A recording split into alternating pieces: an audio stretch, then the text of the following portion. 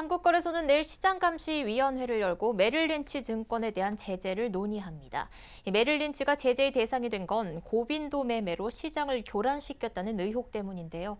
작년부터 청와대 청원 게시판에서 이 개인 투자자들이 문제를 제기했던 내용이기도 합니다. 증권팀 이소영 기자와 자세한 내용 알아보겠습니다. 안녕하세요. 안녕하세요. 네, 이 기자, 급기야 한국거래소가 메릴린치 증권에 대한 제재에 나섰는데요. 그 배경에 대해서 간략히 설명 좀 해주시죠.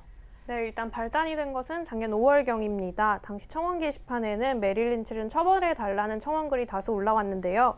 개인 투자자들이 성토한 내용은 메릴린치가 고빈도 매매를 하면서 코스닥 시장을 교란시켰다는 겁니다.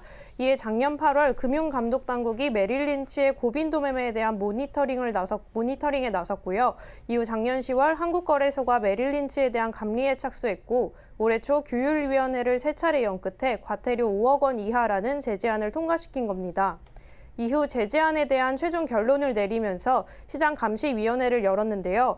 앞선 두 차례 시감위에서 결론이 나지 않으면서 내일 세 번째 시감위를 열게 된 겁니다.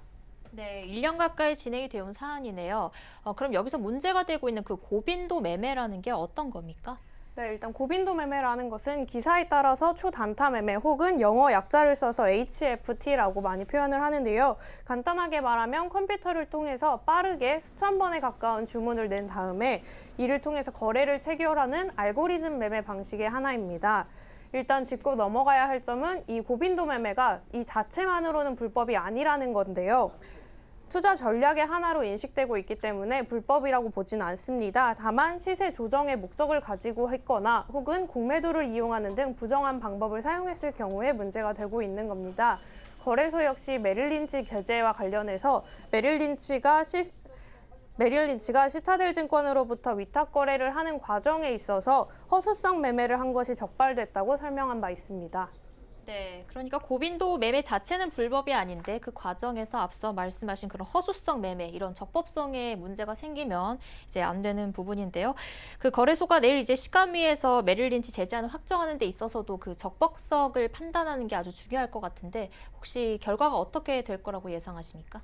네, 일단 이번 사안과 관련해서 증권업계 종사자의 이야기를 들어보겠습니다. 어느 날 보면 메릴린치인 거예요. 어떤 식으로인지 제보를 받았으니까 이제 그런 거가 시작되지 전혀 뭐 아무런 거 없이는 그렇게 보도가 들어가거나 뭐 감사를 하거나 뭐 그러진 않을 것 같은데. 네, 감리가 시작됐고 제재안이 마련됐다는 점에서 거래소가 어느 정도 적법성 위반에 대한 사안을 포착한 게 아니냐는 의견이었는데요. 사실 정확한 결과를 지금 단정할 수는 없습니다. 왜냐하면 한국거래소가 내일 시감위를 개최하긴 하지만 제재를 논의하는 당사자는 시감위에 소속된 외부 위원들이기 때문인데요. 뿐만 아니라 이 외부 위원들이 논의한 제재 사안을 내일 바로 공표를 하거나 확정을 짓는 것이 아니라 시감위는 당국의 판단에 맡기기 위해서 이 금융위의 논의 내용을 통보를 하고요. 그 다음에 자본시장법 위반 여부는 당국 판단에 맡긴다는 입장입니다. 그렇기 때문에 당국 판단에 달린 사안이라고도 볼 수 있습니다. 네, 결국에는 금융당국이 어떻게 결론을 내리느냐가 중요할 것 같은데요. 이 제재안이 확정이 되면은 시장에 어떤 영향을 미치게 될까요?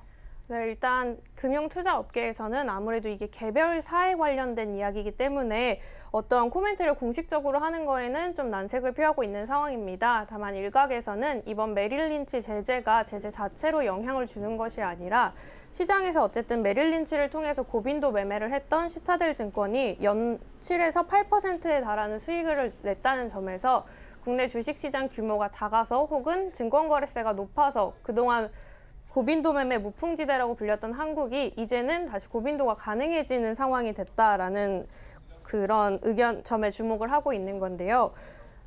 고빈도 매매가 그래서 국내 시장에서도 과거보다 조금 더 많아질 수 있는 상황이 된 겁니다. 네. 이 알고리즘에 의해서 이렇게 돌아간다는 그 고빈도 매매가 많아지면 개인 투자자들 입장에서는 또 피해를 입을 수도 있나 봐요? 네, 사실 그게 가장 문제가 되는 부분인데요. 고빈도 매매가 당장 급격하게 증가되지는 않을 것으로 보입니다. 왜냐하면 앞서 말씀드렸던 것처럼 타 해외 시장에 비해서 국내 시장 규모가 아직 크지 않고 증권거래세 역시 아직 낮은 수준은 아니기 때문인데요. 다만 어찌됐든 시타델 증권을 시작으로 해서 이렇게 고빈도 매매가 증가를 하게 될 경우에 결국 개인 투자자들이 투자 전략을 바꾸는 수밖에 없다는 분석이 나옵니다. 단기적으로 흐름을 따라가서 투자를 하기보다는 중장기적인 관점에서 투자를 해야 알고리즘 매매로 인한 피해를 다분히 줄일 수 있기 때문입니다. 네, 지금까지 증권팀 이소영 기자와 이야기 나눠봤습니다. 감사합니다. 감사합니다.